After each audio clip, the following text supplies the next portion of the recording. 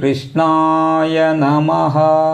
భగవద్గీత 3వ అధ్యాయము కర్మయోగము 12 నుంచి 22 శ్లోకాలు భావాలు. ఇష్టాన్ భోగాన్ హి వో దేవాః దాస్యంతే యజ్ఞభావితాః తైర్దత్తాన ప్రదాయైభ్యో యోం భుంక్తేస్తేన ఏవ సహా. యజ్ఞము చేత తృప్తి చెందిన దేవతలు మీకు ఇష్టభోగాలను ప్రసాదిస్తారు.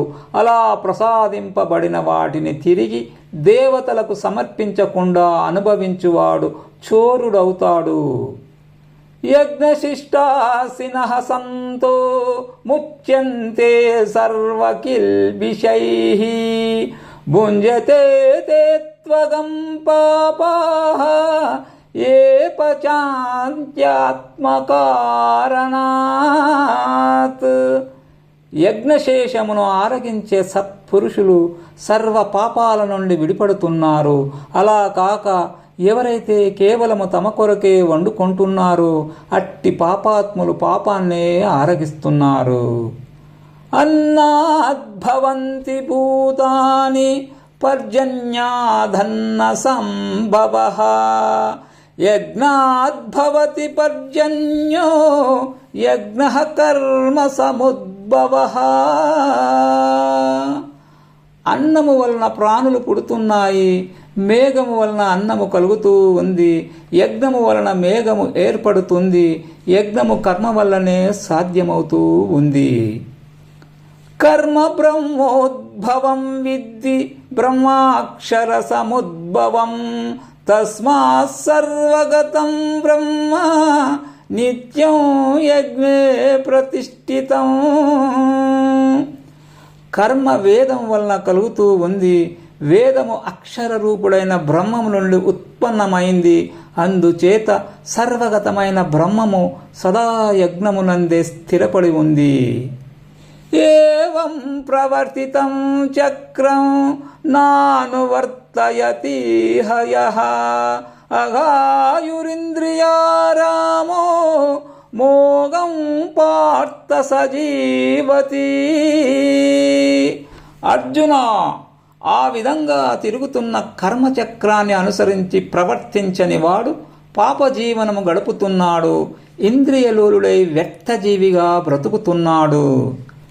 యస్త్వాత్మరతి దేవా స్యాత్ ఆత్మతృప్తచ్చ మానవః ఆత్మన్యేవ చ సంతుష్టః తస్య కార్యం న విద్యతే. ఆత్మయందే రమించువాడు, ఆత్మయందే తృప్తి పొందువాడు, ఆత్మయందే సంతసించువాడు చేయవలసిన కార్యమేదీ లేదు.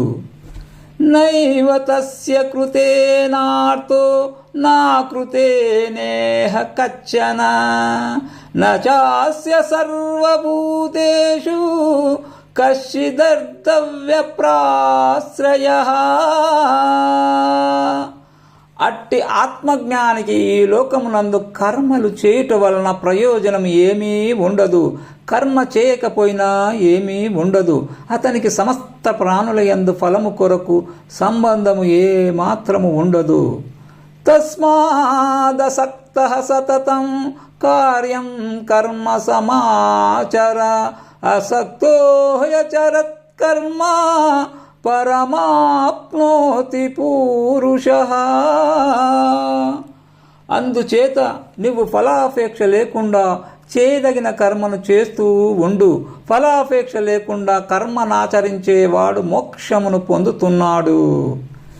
కర్మణైః సంసిద్ధిం ఆస్థితా జనకాదయః లోక సంగ్రహమేవాపి సంపస్కర్తుమర్హసి.